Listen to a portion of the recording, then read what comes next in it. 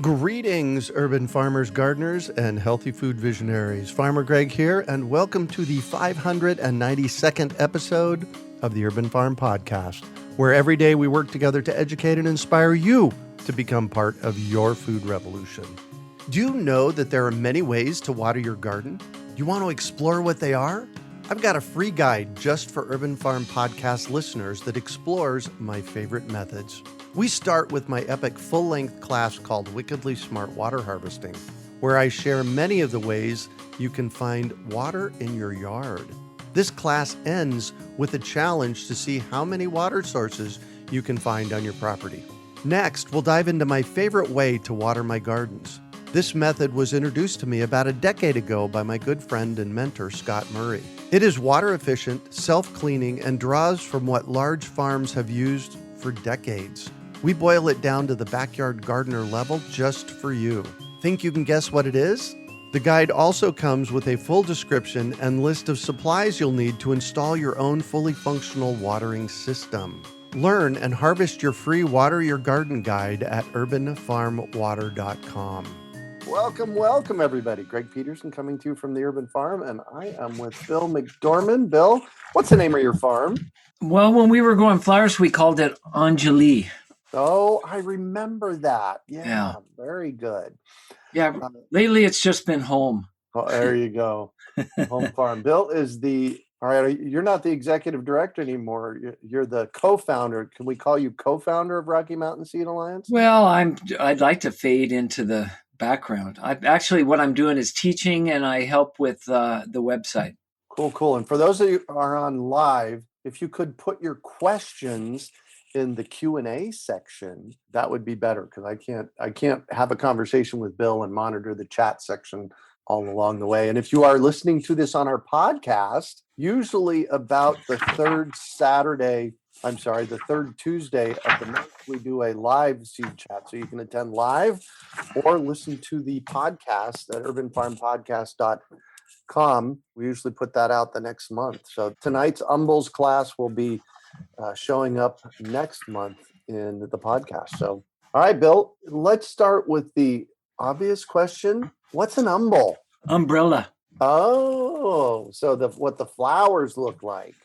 Yeah, it goes back to trying to understand nature. And so if you stare at it long enough, patterns start to emerge. Mm-hmm. And so it wasn't long before a guy named Linnaeus came along, right, and tried to write down and standardize all the patterns he was seeing in plants. Mm-hmm. And he found out that, since leaves all look alike, if you're really going to tell plants apart, you got to go for the flowers. That's where all the differences are. And so to answer the question in a really short manner, umbel is one of the descriptions for the shape of a flower. And so that became, and it turns out that evolutionarily, they share a lot of things, that nature in its march to complexify, I'll call it, from one cell into all the nature that we see around us, animals and plants and all the kingdoms. There were certain periods where it learned to adapt to certain things in certain environments. And an umbel or umbrella-shaped flower was one of those for a while. And so normally, not all the time, but many of the umbels are related to each other in other ways, and not just their flower shape. So is carrot an umbel? Carrot is an umbel. In fact, they used to call it the Umbellifera family when I was taking botany way back. It was named after that flower shape. Now they call it Fabiaceae. No, it's not Fabiaceae. Those are I'm trying to think of and they're not the Asteraceae. I'll think of the name of what they've done is standardize the plant nomenclature now to name the family after the largest genus of plants. It's Apiaceae. Oh, interesting. Excuse me. And so that's what they call it these days. Yeah, both Deb and Claudia shouted out in the chat. Oh, the Apiaceae. There you go. Thank you. Yeah, it's been a long day. All the help we can get. Thank you. Right. This is what I love about our community and people that show up around here. We're in this together, having a great time. So what about them? Well, generally, there's a couple of things. One is that it's thought that they have that shape in order to attract insects. In other words, they set the table. It's a big, round, flat table. You've seen carrot flowers, where it makes it easy for them to come in and land and get the pollen and to cross-pollinate. And in fact, most of the flowers in the Apiaceae, and you never say never, you never say all in anything in nature. Most of them are cross-pollinating in some way. And so that they need insects to come in and get pollen and take it to other flowers.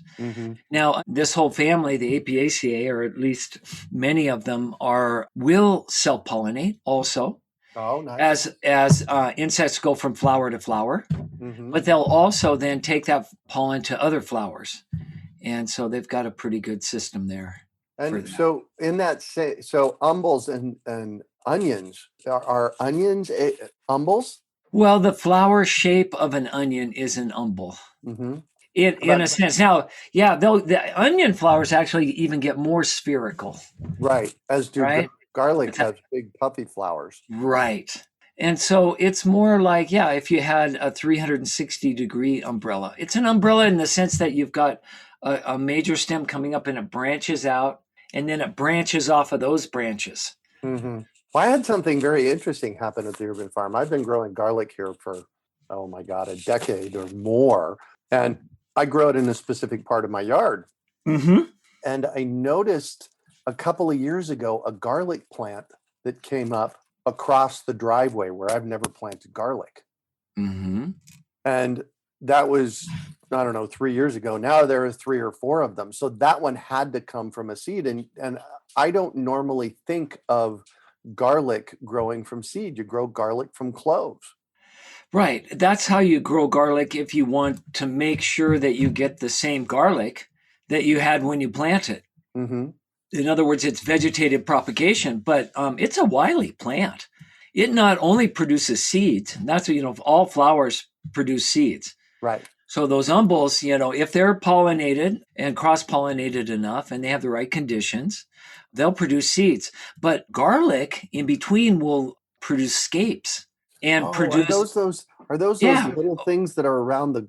And then out of those come bulbiles, which are actually little garlics. And so you can plant those. If you plant the little bulbiles, you won't get a big bulb of garlic that year. You'll just get one clove. And then you could take that one clove the next year and plant it the way you normally do your cloves and get big bulbs. And so, there's all sorts of little tricks. In fact, people that are growing garlic for seed, if they're playing with garlic, and it can be complex, because when you plant a garlic seed, you may be getting genetics from a bunch of different parents that you don't know about. You may get something totally different. So you have to start to pay attention. And that's the kind of stuff we teach in our seed schools. That's the kind of attention we want to, that's adventure. Now we're getting excited about stuff. And so if you want really great seed, you'll actually pick off those bulbiles before they, why waste energy on that? You want all the energy to go into the flower.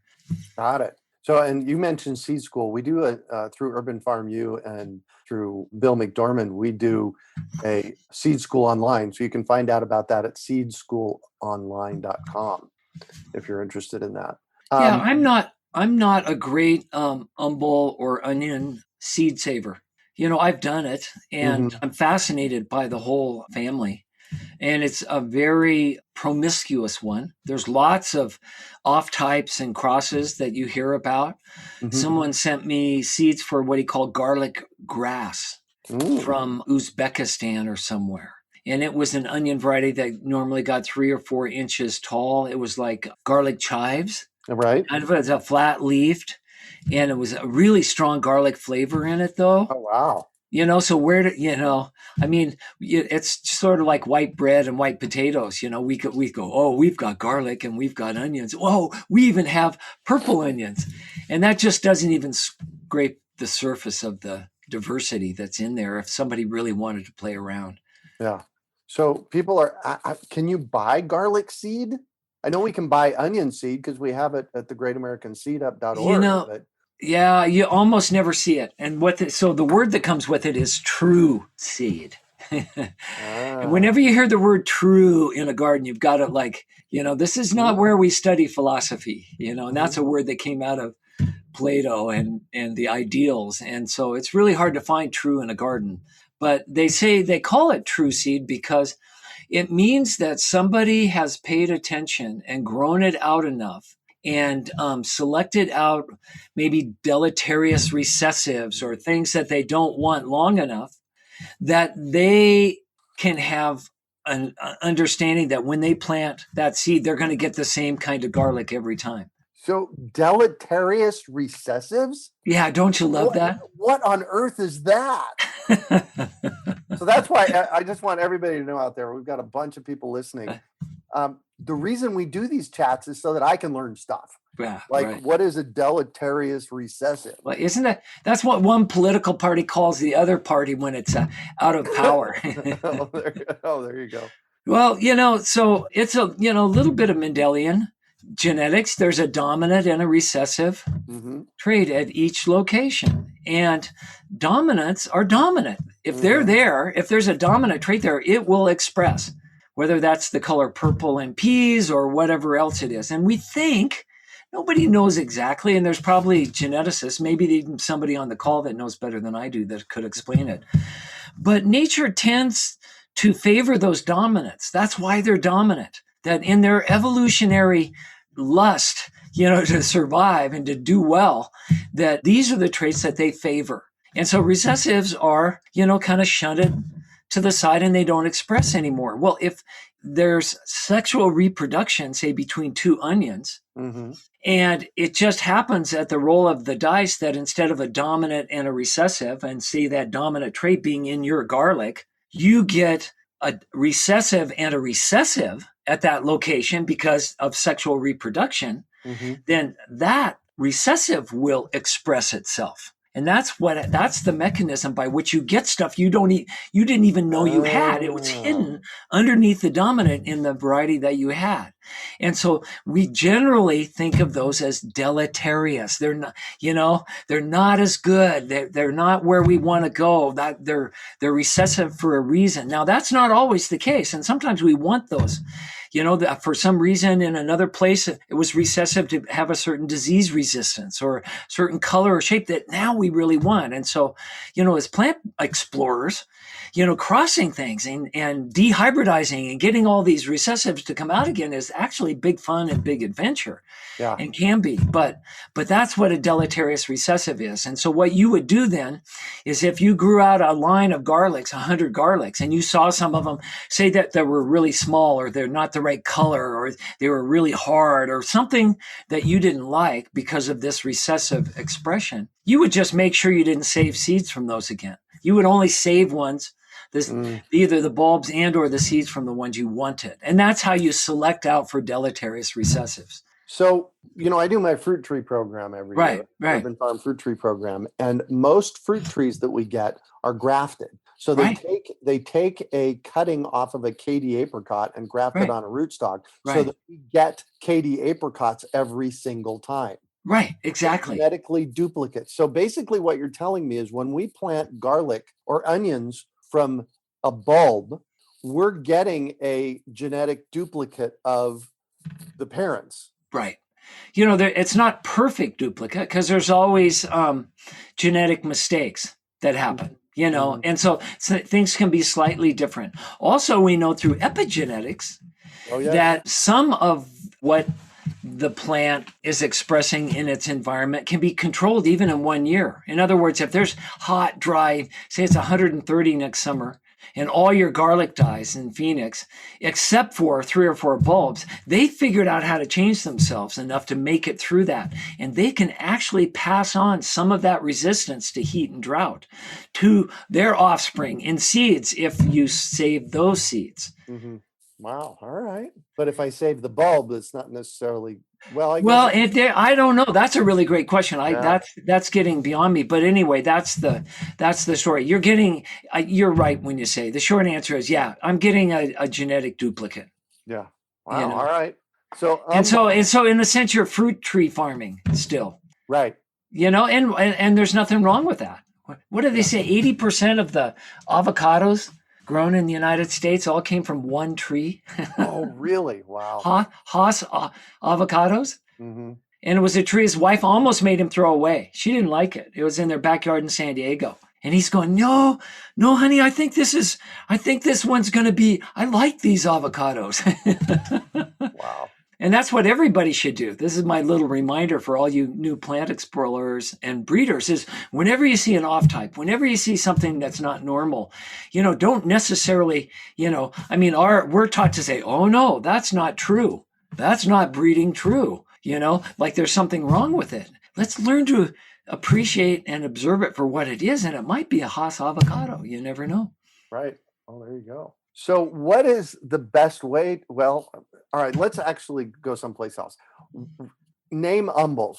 So we've got carrots, we've got onions, we've got garlic. In the garden, people do leeks and shallots. Leeks and shallots. Claudia says hemlock. Yeah, and you get both, and commonly in gardens now are both chives and garlic chives.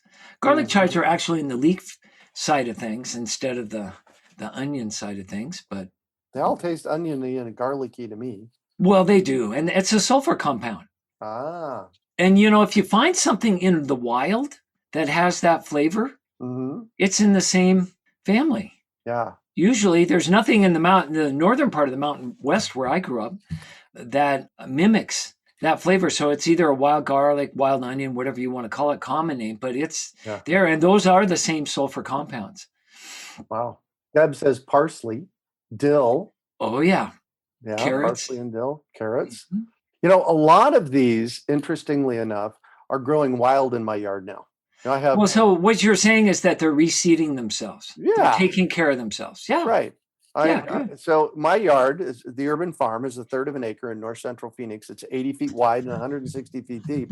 And I have been practicing permaculture here since 1991. Wow, that's 30 years ago. Wow. Okay. And it just occurred to me just this moment. And one of the things that I've done for at least 2 decades, for sure for the last 15 years since I met you, is planted open pollinated seeds. And I let things go to seed. And rather than collecting the seeds, I just let things go to seed and let them plant themselves. In fact, I was walking through the front lawn the other day and cilantro was coming up in the front lawn, and carrots I have in the front lawn, and parsley and lettuce I have growing it just in the front lawn. In fact, interestingly enough, last year, about a year ago, I walked across the street, and in the neighbor's front yard across the street was a lettuce growing. So that's one of the ways that I've let nature be in my yard, is I've designed the urban farm. It's a food forest, so I let it do what nature does. Well, that just makes a lot of sense if you're lazy. Right?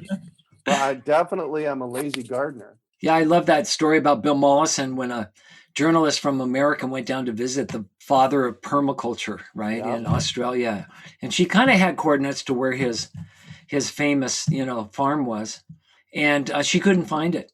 So she finally got out of her car and she thought she was in the right place. She went through a fence and she cut through the brush and she was in the understory and finally walked out into this little open place. And there's a little kind of house there, 2 stories. And actually, Larry Santoya was there at the time. He was staying with Bill Mollison and he told me this story. And this woman walks into the yard and says, he goes, "What are you doing here?" And she says, "I'm looking for Bill Mollison's, famous farm." And he just smiled and said, "You just walked through it." It was just natural, That's exactly what he was doing, is letting it decide as much as he could. And I think that's the secret, isn't it? Learning when to intervene and to put your energy. And that's what we're learning as seed savers now, is learning not to do that for some abstract ideas about true or complicated rules, to avoid inbred depression or to avoid unwanted cross-pollination. If we can just eat everything that we get anyway, and it might develop something new. I mean, we can be adventurous now. We don't have to pay attention to the rules for industrial agriculture or for the things we grew up. We get to start over. And I think that's what the philosophy of permaculture largely do. And to give and to pay homage, right? Permaculture is just what land-based and indigenous peoples have done Right. since time immemorial. I mean, this was privileged white guy late to the party coming up with his own word because he's so alienated from the other cultures on the planet. But now that's starting to resolve itself anyway. And so no matter what you call it, just being more observant and learning how to insert yourself at just that point where you can make a huge difference, and still have time to enjoy, Yeah. so you don't get all warlike. Like so many people are just depressed and angry and man. So there's several things that I kind of want to point out of what you just said. First of all, for me in permaculture, I like to call permaculture the art and science of working with nature. Number one, number two, and number three on my list of the first and second and third thing to do in permaculture is observe. Yeah, exactly. Spend time observing. Right. Pay attention to what's going on in your space. Yeah. And so thanks for that. And the other thing is that, you mentioned Bill Mollison and created an amazing thing with the help of David Holmgren. Right. And, that really didn't come to light until much later on in the process of permaculture. But if you're interested in hearing from a co-creator of permaculture, David Holmgren, if you go to urbanfarmpodcast.com and type in David Holmgren, I actually got him for 3 podcasts. Wow. I got to listen to him. Yeah, I forgot about that. That's great. Yeah, that was an amazing. Well, these guys are, they're here. Yeah. And you know what makes guys like David Holmgren so special for me? They're obviously really smart people. And it's always, and I like to learn. So it's nice to be around people like that. But what I've noticed about good permaculturists now is that through their experience, through the decades for him, he practices it. Oh, yeah. So when he walks into a landscape now, he sees more. Oh, yeah. Patterns and whatever. I had a permaculturist come on our property, and I'd taken the class, and I want to do it, and I want to improve my property, and we made a lot of improvements. And then Josh from up in Flagstaff came on the property one time, and he was doing it full time. That was his job, and it was just shameful how much I had not seen, even after 10 years on my own property. You know. Yeah. Right. That's what I'm talking about. There's a deep, experiential practice that comes through it. And isn't that what the masters have taught us in every field? Right. It just takes practice. Well, I know for me, like I said, I've been studying permaculture now for 30 years. And when I walk onto a property, we're in the desert here, right. very drought oriented. I notice the water flows. It's just an automatic thing for me. Right. Yeah. I don't even have to look for them anymore. Right. It just, if there's water been running on this property at all, I see it. Right. Just because I've been observing for so long. Well, and then think about what it's like to have multi-generational practice. In other words, wouldn't it be nice to have white-haired grandparents and elders that were permaculture? I mean, Holmgren's starting to get there, right? Yeah. Mollison passed away, but I mean, multi-generation. And that's what our indigenous communities have. Yeah. That's why they're so special. Yeah. And if you think about epigenetics, they're actually able to pass on some of their sensitivity, at least theoretically, around this kind of observation patterns to their kids and their grandkids. Right. That's what we're missing. And that's what we really have to start to try to rebuild if we're going to be intelligent humans. That really have a culture that thrives. I believe. And so, and we're just hackers learning how to save seeds again. Our generation throws away 90% of them, and we wake up and going, what were we thinking? 90% of all the diversity and all the crops. But then, all we can do is say, wow, we got to do it now. We got to grow all that back. Yeah. And we got to start this multi-generational sense of place and honoring where we are and the nature that nurtures us. Well, and a piece of that, so the how-to of that is letting things go to seed in your landscape and just let them seed out. Yeah. Heidi said to me last night or Sunday, we were out in the front yard, and she said, Greg, this is the third year we've had celery growing in our front yard. And we haven't planted it. It just, again, we just let it go to seed. So yeah, it's just in a lot of ways, it's let nature be. Right. But there's a question in the Q&A about what happens if you get really aggressive plants in your kitchen garden, like dill or parsley, that start to take over. And I think we both just alluded to this, is that we're here and we can intervene, and learning where to intervene. Yeah. Is, and I think I know I've done this. I've wiped out way too much, even gotten angry. You go to war. I'm in a bit of that sphere now with gophers, Oh, yeah. Want to, but, there's a balance there somewhere. And that's what I mean. I don't have a white-haired, indigenous seed master to ask about your parsley and dill, but maybe there's a corollary to the Three Sisters or some stories that might be able to help you. It just, I don't know. Those are really that's the gardening adventure for you in your place. And the parsley and dill I have in my yard, my dill is not aggressive enough. I wish it was. I wish it was everywhere. Yeah. Parsley can come back year after year, but I'm just not having those problems. And so I have different ones, and that it's up for me to learn and control those. Well, and the interesting thing is parsley and dill is not invasive. Well, it can seem that way, I mean, it can. But it's, here's the thing with like Bermuda grass. Yeah, well, it's relative. You can't pull Bermuda grass out. You have to dig it out, and you have to stay on top of it. It's an on top of thing, or it gets out of control. Right. But with parsley and dill, I mean, I could see you just going, through your garden and weeding it out of there. And making pickles. There you go, and making pickles. So that was from Deb Paulson. She said she was having us, kind of review that. Right. Sheila says, are there any in-depth courses on seed saving after the 7-module seed school program? So you guys do, through Rocky Mountain Seed Alliance, you guys do a teacher training, right? We're doing one right now. We're in our 3rd week. It's a 10-week course, 2 hours a week. As soon as COVID lets us, we'll go back to doing those live again. Mm-hmm. And that's more advanced. If you want to just be a great seed saver, here's a couple of things. Hold on. Let me guess. Just go do it. Well, yeah.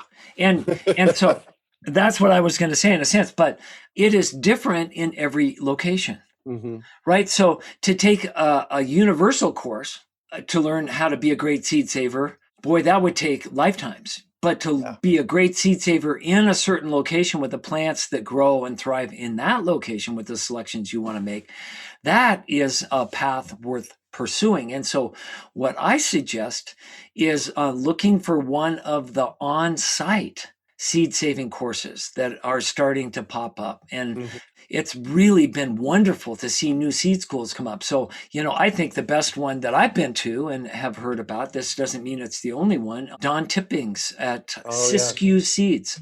And you can go to their website and look. But he does twice a year, or was doing twice or 3 times a year. And he's broken his up into 3 or 4 day programs now that are seasonal. So you can go out there 3 times and take part in the whole seed planting, harvesting, cleaning ritual in the different seasons that it takes. And you actually do the work in that place. So if you're in the Northwest, that's incredible. And I went up there just to see, how it was organized or whatever, and I learned a lot. Casey O'Leary's had a course in Boise, Idaho with her Sierra, with the Snake River Seed Co-op. Rowan White used to do one for Sierra Seed Co-op, but she is more evolved into it. She calls it now Seed Seva. And since COVID started, that's been online. SEVA. Yeah. So, and Seva in the Sikh tradition is to being of service. Right. Yeah. Well, here's the other thing I want to say about more in depth. Here's what I suggest. What the world needs is 1 million new seed savers. At least. Just to start to, the more seed savers, the more diversity. And we need the diversity. We've got climate change coming, and it's going to test every system we have. So as you want to learn your seed saving, teach it too. Become a seed teacher. Yes. If you'll go to RockyMountainSeeds.org, on our website, there's a place, the menu heading called Directories. And if you pull that down, you'll find one for seed teachers. And I think there's over 105 people that have signed up. You can fill out a form, and it's all levels of experience. And what that'll do is you'll show up on our map as a seed teacher in that region. And so if other people want to learn, and you can, we don't get involved. You can communicate with them. They can say, well, do you know this and this and this? And you'll say, well, I don't know that, but I know this. And then maybe you can teach them a course. We're starting to see just in the last couple of years, seed schools spring up everywhere. There's a Southern Florida seed school. There's one in the Ozarks. Petra is nailing down New York now with her seed schools. So this is what we're doing. We're learning this together. And so, otherwise, if you really want to become a professional and get involved with seed production on an industrial level and even a smaller market farmer size or organic industrial level, I know of 3 university programs you could go to. And there may be more of those now. Things are evolving. But Oregon State University, Jim Meyer, you could go to University of Wisconsin, Madison, or you can go to Cornell. All of those, all of them now are involved in biotech also. And, the popular route is to learn about plants and genetics is from a biotechnical standpoint. Right. But both of those do have programs in traditional plant breeding again, place-based. So Forrest wanted to know, what was that site again? I just posted it in the chat box, but the site is... my site? Yes. RockyMountainSeeds.org. Perfect. This is kind of an off-topic question. Hedge wants to know, how do I find a small family farm near other organic farmers to form pesticide, plastic, GMO exclusion zones? Yeah, there's some really great national organizations that have sprung up. If I were doing that search right now, I would start at the Young Farmers Coalition. Those guys are rocking it. Claudia says, where do we sign up for your Million Seed Saver thing? Or is it figurative? No, it's RockyMountainSeeds.org. You can, that's one of our programs right on if you just scroll down a little bit on the homepage, you'll see a thank for it. And we have a form for you, and we won't use your email or anything. The idea behind that was that a few years ago, they were doing millions against Monsanto marches. And there were like hundreds around the planet. And I decided I was not going to march against that anymore. And next time I go out and march, I'm going to march for seed saving. Right. And so this Million Seed Saver thing is this big audacious goal that someday we'll have this huge mailing list and we'll go, it's time. We're marching. And so that's what that's for. Nice. Elizabeth wants to know, how is your best corn for tortillas coming along, Bill? Oh, I love it. It's, one of those long-term projects, but I had a good year. I learned something from Brett Baker, who longtime grower from New Mexico, who actually did some of the original collections for the Native Seed Search collection in New Mexico years and years ago. And he spent a lot of time around land-based and indigenous peoples. And he noticed that even in small backyard plots among indigenous peoples, they were able to save their own corn seed and get it to work year after year. And he couldn't figure out why, because it only looked like they had 100 or so plants. And that's not enough diversity. If you get into saving it all, outcrossing crops like corn need. Well, when I was got into this, they said, you need at least 200 plants. Native Seed Search, when I got there, their rule was 500 plants. That way you get enough diversity in the crop to make sure that it maintains itself. And so what Brett figured out, and first by looking and then by asking, is that in each of the 100 mounds, in say a small plot in someone's backyard, where 5 to 7 corn seeds were planted. And they were actually 3 to 5 different plants. And so they were getting 300 to 500 different plants, but it all looked like 100 plants. And he said, I don't think they get any more corn out of it than I would if I just put one seed in each hole. But I'm getting diversity. And once I learned that, man, my corn tortilla project's taken off, because I got a pretty small space, but I got a lot more diversity last year. And so it's sort of supercharging my effort. So, Awesome. Well, we are done with questions so far. So, Tammy's on there. So welcome, Tammy. I enjoyed watching Bill McDorman and Will Bonsall and others on Seed, the Untold Story. That was fun. Yeah. Bless you, Will. I hope you're doing well tonight. Deb wants to know what variety of corn you are growing for tortillas. Well, can I tell a short story about that? Sure, absolutely. And then we'll wrap. When I was the director at Native Seed Search, I was in a conservation meeting. And so we did these every once in a while. And we had a PhD in plant, actually a PhD in biology was head of our conservation department. And we were developing a database so that the accessions, they call them, those are variations even of varieties of in the Native Seed Search permanent collection would be properly cataloged so we can interface with the rest of the world and its computers and all this stuff. So we're in this meeting, and I had a relatively new young farm employee in the meeting, and it's pretty heady stuff. And they're talking about categories and how to categorize and the information or whatever. And my friend Evan raised his hand and said, and everybody kind of looked at him because he was new. It seemed like this conversation would be over his head. And Evan asked a question. We were talking about corn, and Native Seeds has about 585 varieties of corn, many of which you can't find anywhere else. Oh, yeah, from 55 tribes throughout it's a priceless collection. Wow. So Evan raises his hand and goes, what corn of the 585 is best to make tortillas? Oh. And it was like, you don't understand what we're doing here. And the whole meeting kind of went back into a taxonomical science, discussion and trying to get the work done, But I listened to him. And after the meeting, I sort of winked at him and I said, Evan, let's find out. We don't have a lot of resources. He was living down at the farm. So he did research and he figured out there were probably 80 corns of the 585 that would probably be the best. The kinds of corn that would be best for tortillas. And so he grew them out and made tortillas from many of them. And 3 years later, I saw him. He was making corn tortillas, and he said, I figured it out. I figured out what corn in the collection was. In 3 years. Took him 3 years, which is a phenomenally short time. Exactly.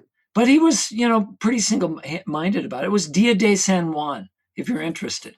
And so I used that corn. It's a white corn, white flour corn from Mexico. I used that corn, and I crossed it with Carl Barnes Chickasaw, which is a similar shape dent corn. Looks like it's great for tortillas, but it's every color in the rainbow. So I crossed that in, and then I have a neighbor here in Cornville for 20 years that's been growing his own flour tortilla corn, Jesus. He's old school. And he's got a cow, he's got his chickens, he grows his corn every year, he makes his own tortillas, And so he gave me some of his corn seed. And so I mixed all three, and that's what I'm starting with to do my tortilla corn. So apparently, so I typed in Dia de San Juan corn in the search engine, and Native Seed Search came up first. Well, that's the only place that'll probably ever come up. Yeah. And I don't know if they even, things in the collection come in and out of their offerings to the public, depending on what's going on there. So you'll just have to check, but yeah, isn't that fun? Yeah, no kidding. All right. We got one more question, then we're going to wrap it up. Ed wants to know, will the seed threshers of old make a comeback? So, but what do you mean by seed threshers? You mean like machinery? Good question. That's all we got. Well, let me tell you that everything of old is coming back. To do with seeds is coming back. And that's the reason for that is scale. We're scaling. So our agriculture got so big, and we kicked 2 million farmers off. We didn't kick them, but we created a system that didn't need 2 million farmers, from the 30s to the 50s. Right. Because farms got so big. I mean, in Montana, if you don't have 10,000 acres, you're not a farmer. Think about that, 10,000 acres. 10, so where's all that small family farm-sized equipment? Planting, harvesting, cleaning, threshing, storing.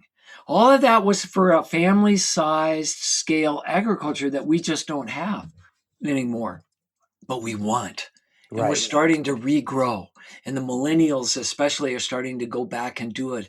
And the best restaurants in the country are realizing that the best food for their restaurants and the stories for it are coming from that scale. And so there's game on for that kind of stuff. And in fact, clippers, which was the premier seed cleaning machine 100 years ago, is still the premier. And you can find them. If look on Craigslist, I've heard there's a place in the Midwest that buys them and refurbishes them. We had 2 old ones when I was at Native Seed Search. What are they Or you called? can buy brand new ones. Clippers? Clipper. If you want a small scale, medium scale seed cleaning equipment, that's the one name you should know. Clipper. I'm going to go get one because I want to start.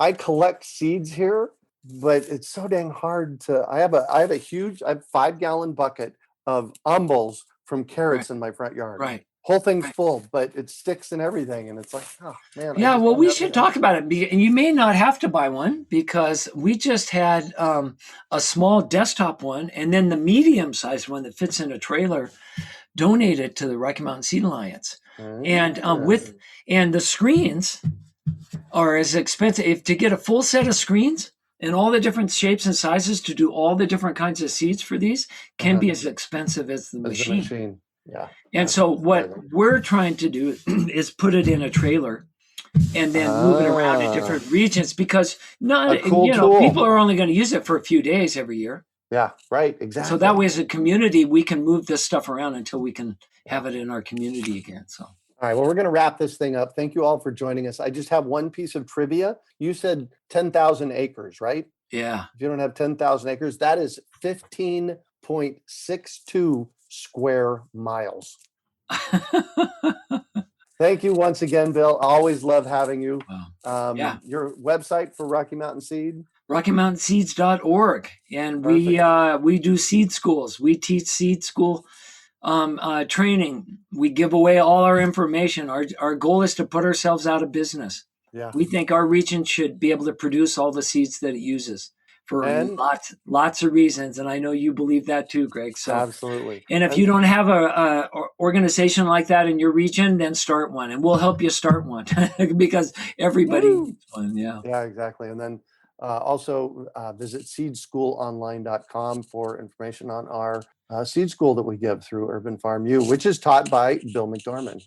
Hey, thanks everybody. This has been great. You bet. Thank you, Bill. Thanks everybody. We appreciate you. We'll catch you next month. All right. Bye. We hope you enjoyed today's episode of the Urban Farm Podcast. Remember to